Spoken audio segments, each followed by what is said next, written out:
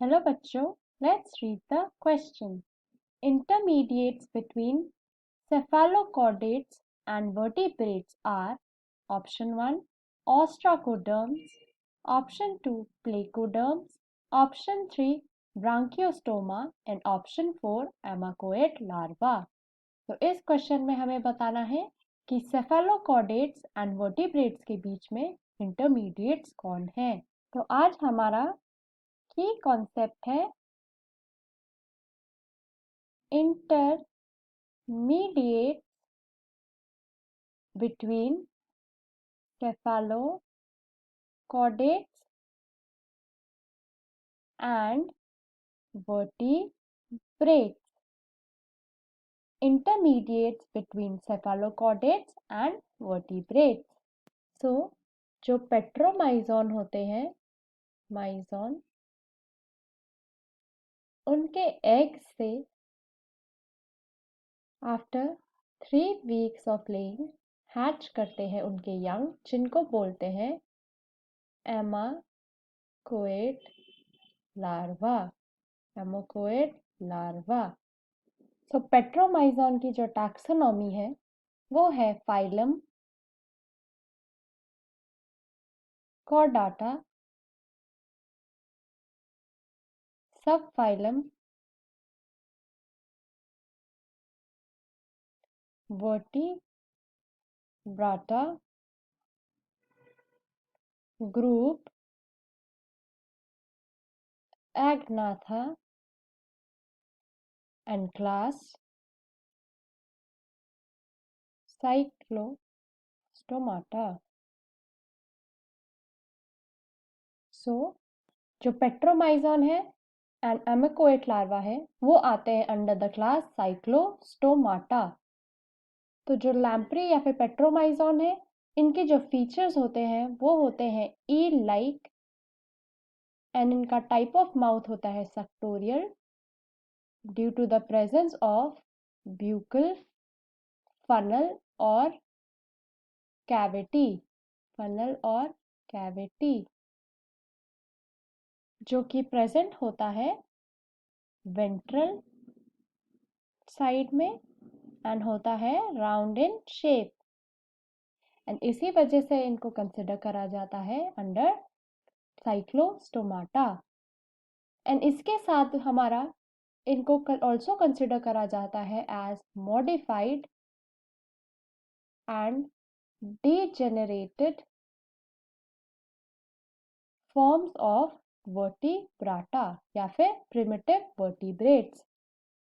So, petromyzon हमारे primitive vertebrates से arose हुए थे during the Devonian period.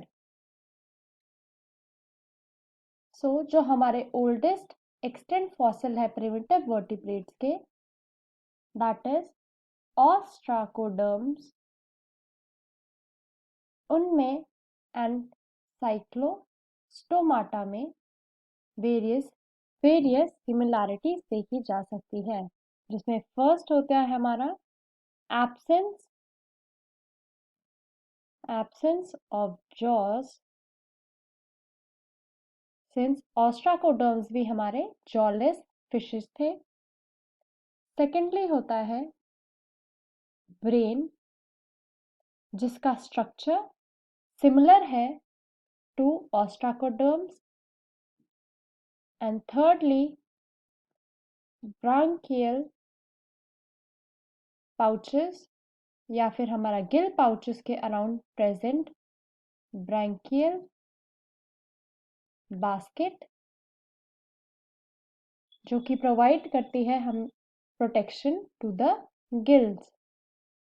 Also a continuous notochord, जो कि एक रॉड लाइक स्ट्रक्चर होता है जो कि प्रेजेंट होता है in the cartilaginous endoskeleton of Petromyzon and ostracoderms. तो इन फीचर्स की वजह से इनको कंसिडर करा जाता है as degenerated and modified offshoots of primitive extant vertebrates like ostracoderms. So petromyzon या amacoate larva also resemble करते हैं एम्फियोसक जो आता है अंडर सेफेलोकॉर्डाटा। तो इनमें सिमिलर फीचर्स होते हैं। Number 1, absence of jaws, exoskeleton and paired fins. Secondly, gonads without gonoducts.